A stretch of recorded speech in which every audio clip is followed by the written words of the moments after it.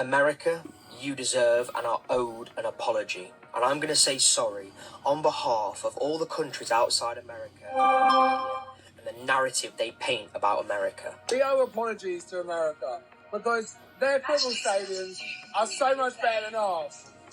This is the Dallas Stadium and it is absolutely incredible. England's just beating Croatia.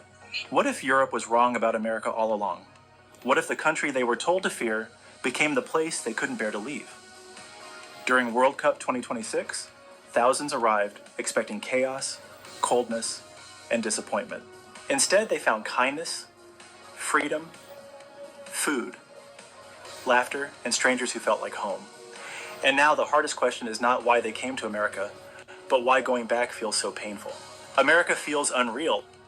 For many Europeans arriving in America during the 2026 World Cup, the first surprise was not the stadium, the skyline, or even the size of the soda cup sitting in front of them like it had its own zip code.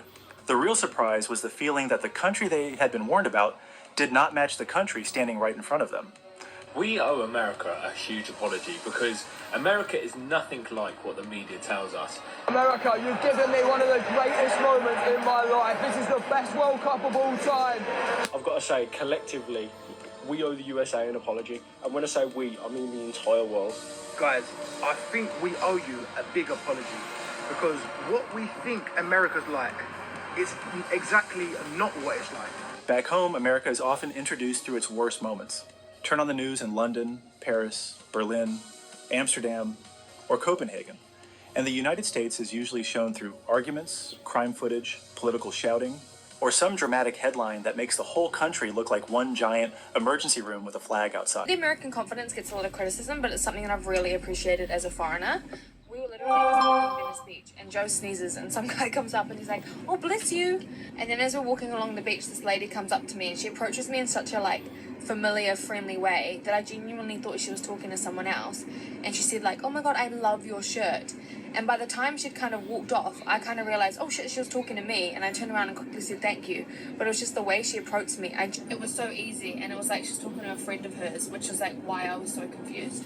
I was just watching a post of a fellow Brit living in America, and he was talking about how he's noticed the difference in children and how they are typically more confident in America than they are in England. And it made me think, because I think literally every single other Brit I follow on here who lives in America, one thing that all of them will say is that people in general, not just kids, but adults, kids, but people in general are more confident here than they are in England. From a young age in England, we can typically be told to not show off, don't brag, be humble, don't toot your own horn. It can be seen as arrogant to talk about your achievements, or if you have a pay raise or a idea that you have that may go against the grain. Whereas in America, I think it's celebrated to talk about yourself in such a positive light. If you have an achievement, a stranger would celebrate with you.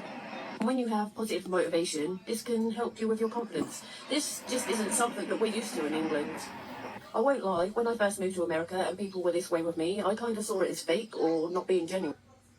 Approached me and just give me a straight compliment. She just said to me "Oh, I love your hair and I love your skirt. Where'd you get it?" And I was like, "Oh my God, thank you." I really didn't expect that because this is something that in my country would never happen.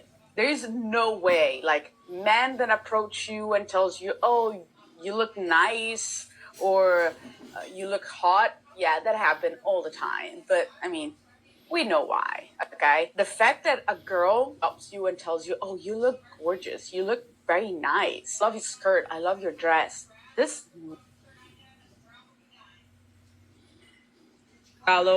food will kill you, and people believed it. Why? Because they saw it on the news. They read it online. They never actually went.